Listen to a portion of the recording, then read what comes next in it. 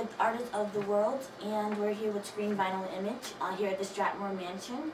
I'm Kim Reed, and I play guitar and synthesizer in the band.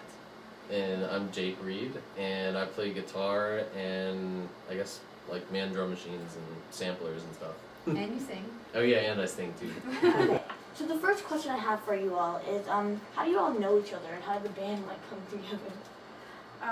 We actually kind of met, we had some mutual friends and kind of found each other that way. We're actually married. We've been married for almost 6 years. Mm-hmm. And we had a previous band that was Jake's band, and I joined, and we were in that band till about 2006. Yeah.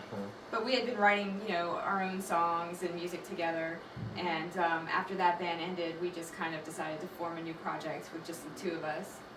So how is that working, just the two of you? Is that better than the entire band, or do you like it better? It's yeah, I mean, it's always cool to play with other people, but at the same time, I feel like we both have a good connection just working between the two of us. When we started working on stuff at our apartment, things kind of gel off. We gel off of each other really well. So, and we also kind of were we had been in a band together with other people, and so when that ended, we were just kind of maybe it's just easier just for the two of us to do this for a while, and so kind of came about like that. So how is that being in a band with your wife? That's how do you not let that get into your music, and if you guys are having an argument or something? I don't know. I think we're pretty compatible people. Compatible.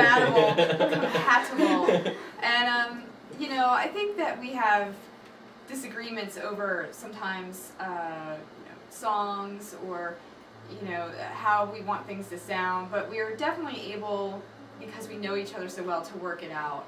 And for my preference, Jake has had more experience playing in bigger bands with other people, and my experience has really just been exclusively playing with him primarily. And my preference is I really like just having the two of us. The decisions are much easier. You don't have to consult a lot of other people, and definitely there's some conflict, but ultimately we always seem to be able to work it out, and I'd say we have a lot of fun. So yeah. I mean, sometimes we're both if we're discussing writing a song or what we're gonna do for a show, sometimes we're both right, we agree, and then sometimes Kim gets her way, sometimes I get my way. I mean, sometimes we just don't reach a decision, so you're just kind of sort of one person kind of goes with the other idea, and it just, I don't know, it works out that way. So So how did the name Screen Vinyl Image come about? Honestly, we were looking for a name that was unique, and we just wanted a unique name, and we thought that the words sounded good together. It doesn't really have a specific meaning other than I just like the way it sounds and the way it looks. We originally, I was shopping for makeup one day, and there was this eyeliner that was called Screen Vinyl, and it was this really deep black, and I just liked the way that sounded. And so then we were kind of trying to play with the name, and we came up with Screen Vinyl Image, and definitely there's no other bands that we've been able to find with that name, and I just like the way it sounds. It's definitely it's hard these one days. of a kind. Yeah, and it's hard to do. It's hard to find original band names these days. I know, because they're all been used, so yeah. That's a really good name. So what problems, early on, did you all have that you can share with other new bands to help them not have those problems? I think everyone has to go through the same struggles when you're just starting out. I think there are definitely ways that you're kind of taken advantage of, but I don't know how much you can do about it in the beginning, because you really want to get out there and play and play shows. It would be nice to get paid, but at the same time, when you're not known, it's kind of hard to ask for money. But I would say, when you're in your band, don't be afraid of the business side of it. Don't be afraid to speak up and you know, really ask for the things that you need at a venue, or you know, if you want more vocals in the monitor, just speak up and ask for the things that you need. Don't be afraid. Don't let anyone really push you around. You just have to learn to really like kind of advocate yourself, you know. And for us, like the difficulty when the two of us first started, is we had all this music that we wrote in a studio, and then we wanted to play it live with two people. And so we kind of had to rearrange all of the songs to play live with two people, and it actually just made everything so much better, I think, because we had different versions of songs, and I think that people kind of enjoyed that they could get an album and hear one version of it, they could see it live and see another version of it. So, you know, definitely I think, you know, arranging things for live and like knowing your live sound, you know, it's just something that comes with time. You get to understand like what you're going to sound like in a room when you walk into it after you've been playing for so long. And the experience is really just the best thing. Just get out there and play as many shows as you can, you know, and it's just the best experience, I think. Yeah. You agree? Or I do. So, you all write your own songs. So, how does a song get created? And like, yeah. I mean, it kind of comes about a couple of different ways since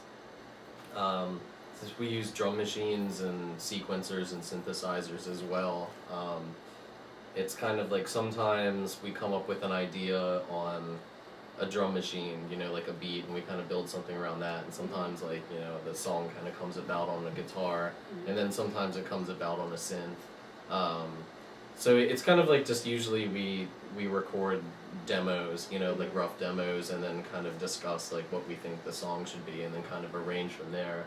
And yeah, we're also, you know, we watch a lot of movies all the time, and I'd say that, you know, sometimes we watch a movie and it's kind of like you hear a piece of the soundtrack, or even just like whatever the movie's about kind of like gives you some sort of an idea, and we kind of take that and go into a direction and see where it goes. So. And how long like does that process usually take? You know, it really varies on the song. I'd say when we first started, you know, we took a long time to write our first full-length album.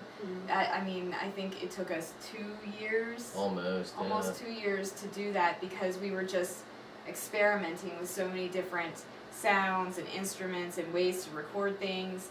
And now we've really come to know our sound better, and we understand recording more, and so we are able to work, I think, more efficiently. So it doesn't, you know, we're working on a full length now, and it's taken us a year or maybe a little bit more. Well, yeah, I mean, we've been playing a lot of shows. We played a lot of in shows. 2010 we played a lot of shows. In 2009 we did as well. So we kind of were demoing a lot of stuff and just kind of had to keep it on the back burner until we were done with shows. And then this winter we've been sort of, you know, taking a break from playing and kind of taking those demos and turning them into songs. But yeah, I feel like, you know, now that we've been doing this for a little bit, we kind of know what our sound is, whereas at first we were just trying all sorts of different things, and which is cool, but you know, it's also kind of cool to kind of just automatically know exactly what we're going for. You eventually hone in on the techniques that work for you. Yeah.